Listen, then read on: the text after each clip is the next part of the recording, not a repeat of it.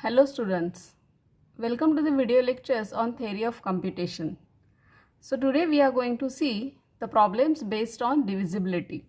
Okay, so today we are going to design a DFA which can accept binary number divisible by 3.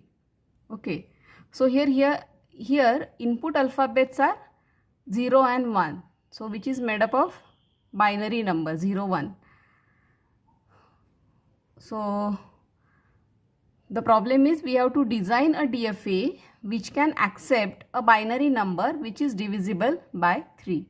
So if we are having some binary number and if we divide that number by 3 and if our remainder is 0, so that means what? The number is divisible by 3 and that number only should be accepted by that DFA. Okay. So here we are using the concept of divisibility. So whenever we are dividing any binary number by 3, so how many remainders we are getting?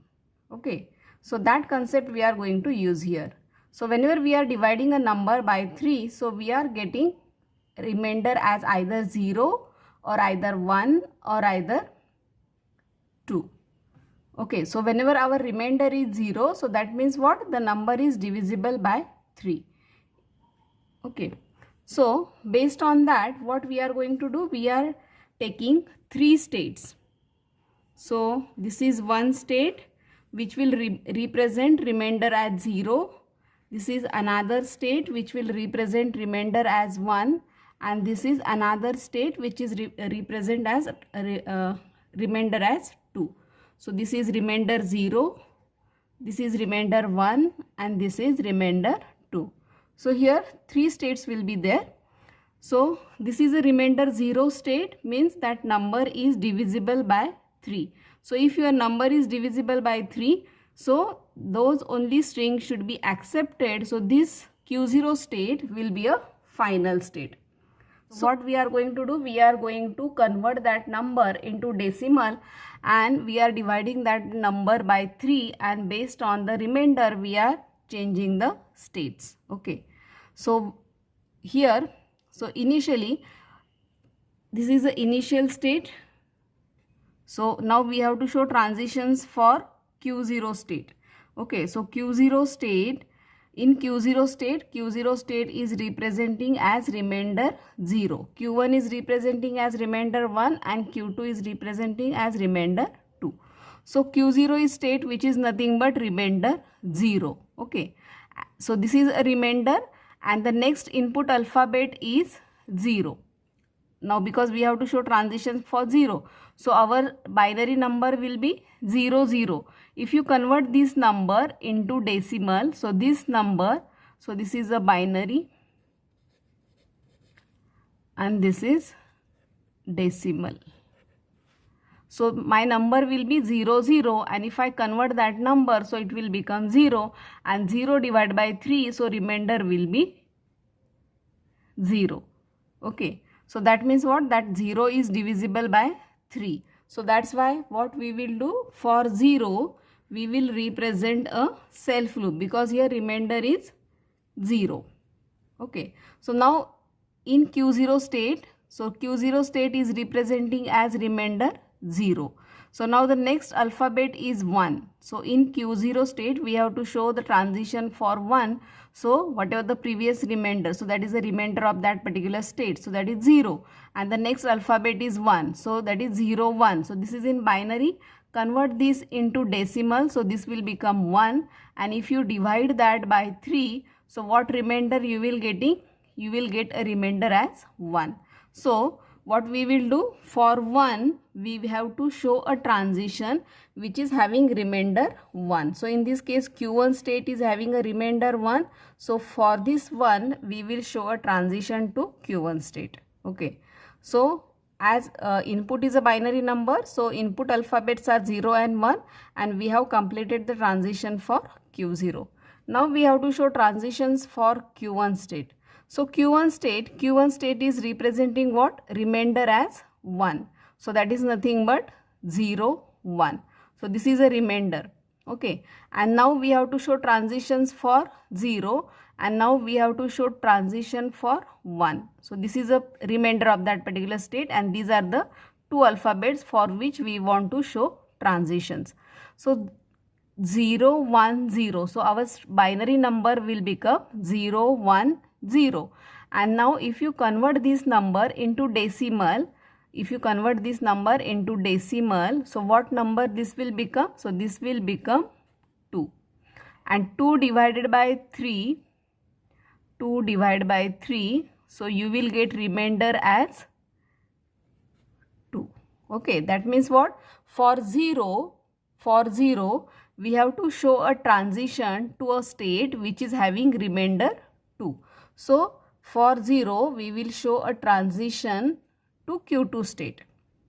Now we have to show transition for 1. So in Q1 state, we are having a remainder, that is 0, 1.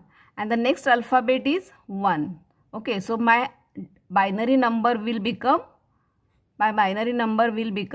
3. And 3 divided by 3, you will get remainder as 0. So that means what? In Q1 state, for 1, I have to show a transition to which state which is having as remainder 0. So that is nothing but Q0 state. That means for 1, I have to show transition to Q0 state. Okay. So now we have to show transition. So we have completed transitions for Q1 state for 0 and 1. So now we have to show transitions for Q2 state. So Q2 state is a state which is having remainder 2. And how we are representing remainder 2? That is 1, 0. So this is a remainder for Q2 state. And the next alphabet for which we want to show transition is 0. Okay. So my binary number will become 1, 0, 0. Okay. So this 1, 0, 0, if you convert it into decimal, so this will become 4. And 4 divided by 3, so remainder is 1. So we have to show a transition for 0 to a state which is having remainder as 1. So remainder 1 is nothing but Q1 state. So for 0, it will go to Q1 state. Now we have to show transition for 1. So Q2 state is having a remainder 1, 0. And the next alphabet is 1. So this is my now binary number, that is 1, 0, 1.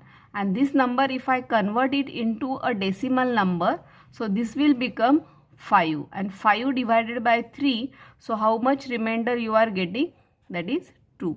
So 1, 0, 1 means for 1, I have to show a transition to a state which is having remainder 2.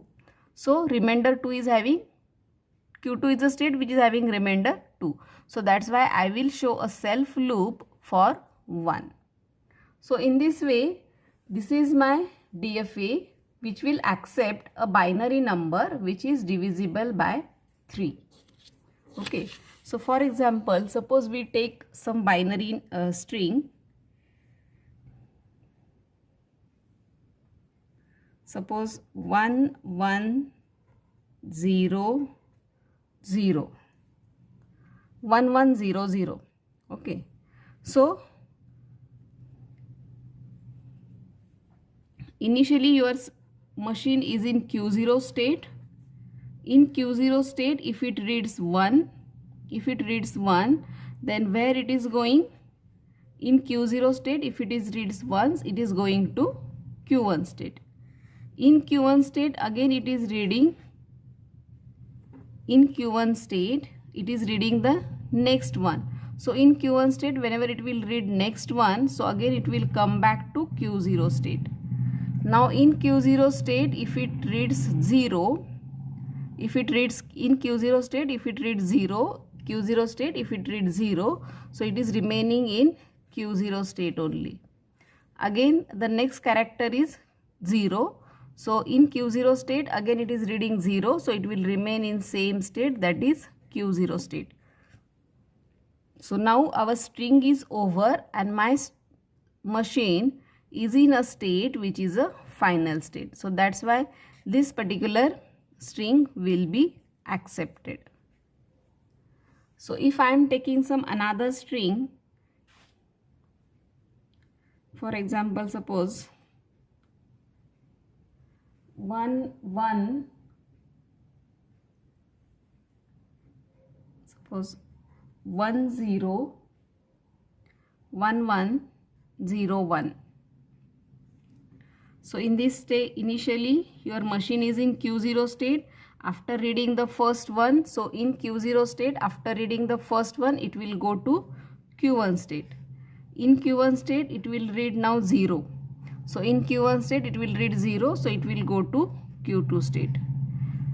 After that, the next alphabet is 1. So in Q2, if it reads 1, so it is remaining in Q2 state only. In Q2 state again, it is reading 1, so it will remain in Q2 state only. Now again it is reading 0 in Q2 state, so it will go to Q1 state.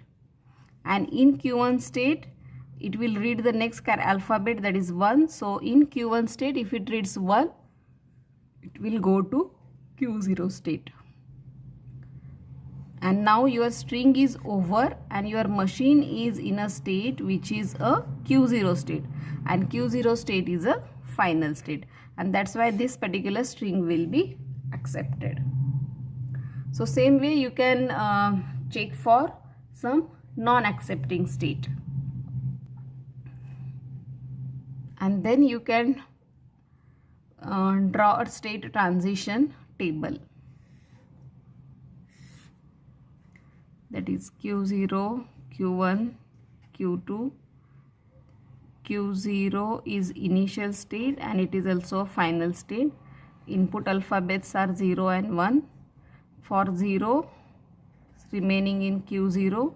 For 1, going to Q1. In Q1, for 0, Q2. And in Q1, for 1, Q0. In Q2, for 0, Q1, and for 1, Q2. So this is a state transition table.